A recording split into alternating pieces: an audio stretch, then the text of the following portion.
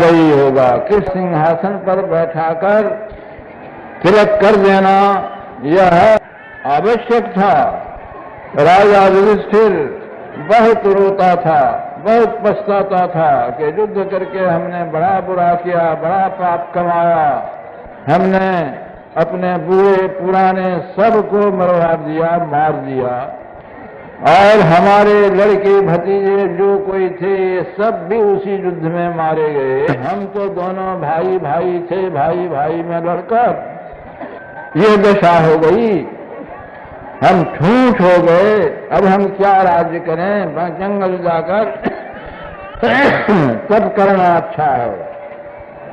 व्यासदेव ने बहुत समझाया, भगवान कृष्ण ने बहुत समझाया, करे क्या शोक करते हो, राज्य करो, शोक दूर हो जाएगा। तुम क्षत्रिय होकर जो कर्म कर्तव्य है वही कर्म किए हो, दूसरा कुछ नहीं किए हो, तुम पाप पाप क्या बकते हो। उनको बोध नहीं होता था। तब ओर लगाकर इससे काम कराया जाए तो इसका शोक छूटते छूटते छूट जाएगा। तो व्यासदेव जी ने कहा कि क्या तो युधिष्ठिर शोक करता है, अरे कुछ कर्म कर। कहा कि महाराज क्या कर्म? कहा कि अश्वमेध यज्ञ कर। अश्वमेध यज्ञ कर ही बहुत बड़ा नाम आप कहते हैं, आप स्वयं जानते हैं कि अश्वमेध यज्ञ में कितना धन लगता है। हमारे पास धन कहाँ है? हस्तिनापुर में जो धन था, जो दुर्योधन ने इसी युद्ध में सब समाप्त कर दिया। दुर्योधन के अधीनस्थ जितने राजे लोग थे उनका भी धन ले लेके खर्च कर दिया। मैं तो अपने भाइयों के सहित जंगल जंगल फिरता था, हमारे पास धन कहाँ? तो धन तो है नहीं, किसी राजा से अब मांगेंगे जो अधीनस्थ है, तो उन्हीं के उनके पास भी धन नहीं, सब समाप्त है, कहाँ से होगा यह यज्ञ? कहा कि तू नहीं जानता है। व्यासदेव ने कहा कि तू नहीं जानता है, ये मेरा अनग्रहित इतिहास नहीं है, महाभारत में पढ़ के देखिए। कहा कि तू नहीं जानता है, जैसे कोई ईश्वर का स्वरूप अव्यक्त है, धन था लेकिन युधिष्ठिर के लिए अव्यक्त था। कहा कि तू नहीं जानता है, ऐसा अर्थात तेरे वास्ते अव्यक्त धन है। कहाँ धन है महाराज? धन है पहाड़ में। वहां कहाँ से आया धन? वहां धन आया राजा मरुत ने युद्ध ये यज्ञ किया था, इतना धन जमा हुआ था और इतना धन दान किया जो ले जाने वाले ले न सके, ले जा नहीं सके, और सब धन, बहुत धन पहाड़ में गड़ा हुआ। क्यों नहीं जानता है? मैं जानता हूं। तो युधिष्ठिर ने कहा कि पहाड़ जंगल, मैं तो नहीं जानता हूं पहाड़ और जंगल में कहाँ धन है।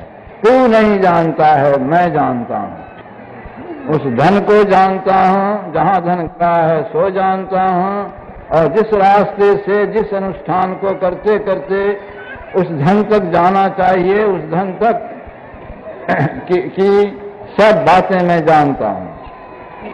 तो युधिष्ठिर का ख्याल कुछ बट गया। उन्होंने कहा तो महाराज बतलाइए।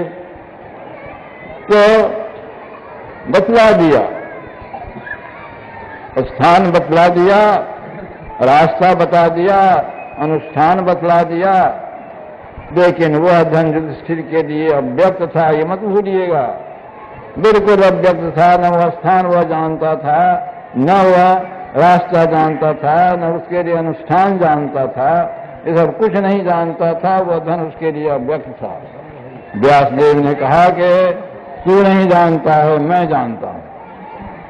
मेरे बताए हुए मार्ग से जा, जैसा अनुष्ठान बतलाता हूं वैसा अनुष्ठान कर, और धन तो पावेगा और उसमें जब खूब हो जाएगा। तो युधिष्ठिर उस रास्ते से, बतलाए हुए रास्ते से गए, अनुष्ठान करते करते गए। वहां भी जाके जो अनुष्ठान करना चाहिए सो किए, और वहां कुड़वा कर धन को निकाला।